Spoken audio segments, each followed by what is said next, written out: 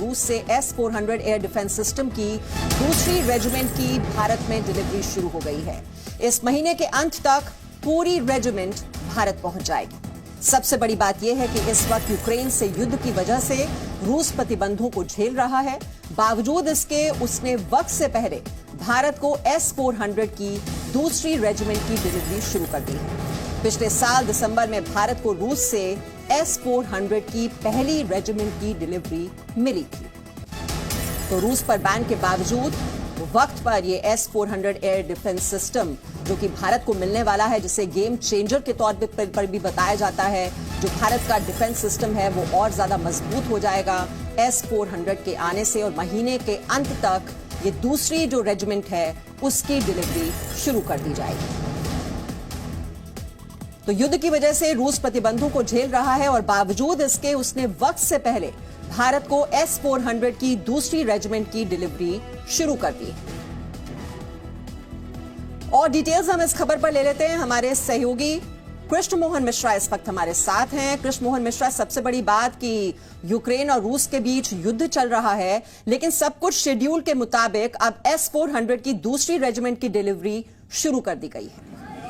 मीमांसा, दरअसल यही सबसे बड़ी बात है, क्योंकि बार बार इस चीज का खदशा जताया जा रहा था, बार बार अंदेशा था कि रूस पर लगातार प्रतिबंध है, रूस खुद एक युद्ध में उलझा हुआ है, तो ऐसे में भारत के साथ जो सौदे हैं, कई सौदे हैं, उन सौदों में देर होगी, और या जो जिनकी सप्लाई आ रही है वो सप्लाई में देर होगी, या हो सकता है रुक भी जाए। ऐसी आशंकाएं लगातार जताई जा रही थी।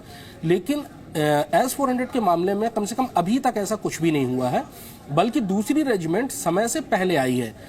दिसंबर 2021 में पहली रेजिमेंट भारत पहुंची थी, और उस समय ये संभावना थी कि ये शायद मई के आखिर में आनी शुरू होगी और जून तक ये पूरी रेजिमेंट भारत आ जाएगी। लेकिन ये अप्रैल में ही शुरू हो गई है इसकी डिलीवरी, और उम्मीद ये जताई जा रही है कि इस महीने के आखिर तक पूरी रेजिमेंट भारतीय वायुसेना को मिल जाएगी। S-400 की एक रेजिमेंट में 8 लॉन्चर्स होते हैं, यानी 8 लॉन्चर व्हीकल होते हैं, जिनमें 4-4 ट्यूब्स होती हैं, यानी एक लॉन्चर व्हीकल एक बार में 4 मिसाइल दाग सकता है। तो एक रेजिमेंट एक बार में 32 मिसाइलें, 8 लॉन्चर्स में से 32 मिसाइलें एक साथ दाग सकती हैं।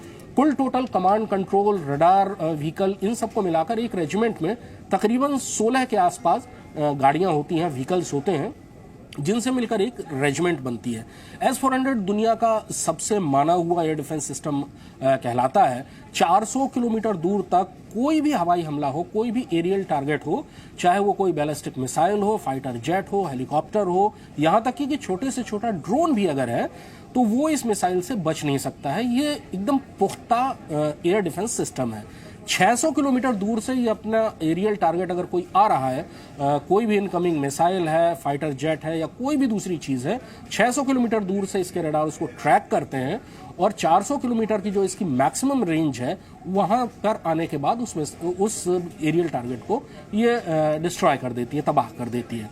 एक बार में 100 से ज्यादा टारगेट्स ये missile air defence system track कर सकता है। और जैसा कि मैंने बताया कि 32 मिसाइलें जो कि अलग अलग टारगेट पर दागी जा सकती हैं, पिछले साल दिसंबर में आई, और उसको पंजाब की सीमा के पास तैनात किया गया था, ताकि अगर पाकिस्तान की तरफ से या चाइना की तरफ से भी अगर कोई एरियल टारगेट आता है, कोई हवाई हमला किया जाता है, तो उसका कामयाब ढंग से मुकाबला किया जा सके। मीमांसा जी, और जो अमेरिका के रुख को लेकर जो पहले भी जब ये डिलीवरी की बात हुई थी, तब भी कुछ क्वेश्चन आया था अमेरिका से इस डील को लेकर, और अब जिस तरह के हालात बने हुए हैं और हम देख रहे हैं जिस तरह की खींचतान हो रही है और वेस्ट जिस तरह से यूक्रेन को सपोर्ट कर रहा है, इस लिहाज से, इस पर्सपेक्टिव से समझने की हम कोशिश करें तो अमेरिका का रुख अब क्या रहने वाला है? ये बहुत दिलचस्प है ये जानना। दरअसल मीमांसा, आपको याद होगा कि 2018 5 अक्टूबर 2018 को इस एयर डिफेंस सिस्टम की डील भारत ने रूस के साथ की थी। कुल टोटल 5 रेजिमेंट की लगभग 39,000 करोड़ रुपए की ये डील थी। उस समय अमेरिका बहुत नाराज हुआ था। दरअसल 2017 में अमेरिका ने एक कानून पास किया था, काटसा, countering adversaries of America through sanction act. और काटसा के तहत ये उनका कायदा है कि अगर काटसा में जिस भी देश का नाम है उस सूची में, उससे अगर दूसरा देश कोई ताल्लुक रखता है, किसी भी किस्म का व्यापार करता है, कोई चीज खरीदता है या बेचता है, तो उसके ऊपर भी वही सैंक्शंस लगाए जाएंगे। 2017 में जब काटसा शुरू हुआ तो जो पहला देश था काटसा में वो रूस था, लेकिन भारत ने रूस के साथ अपने संबंधों के बारे में अमेरिका का डिक्टेशन या जो उसका डायरेक्शन है कभी माना नहीं। आपको याद होगा कि 2018 में 2x2 जो समिट्स हैं, जो अभी अभी हमारे रक्षा मंत्री राजनाथ सिंह और विदेश मंत्री एस जयशंकर अमेरिका में मिलके आए हैं, तो ये 2x2 का स्ट्रक्चर उसी वक्त शुरू हुआ था।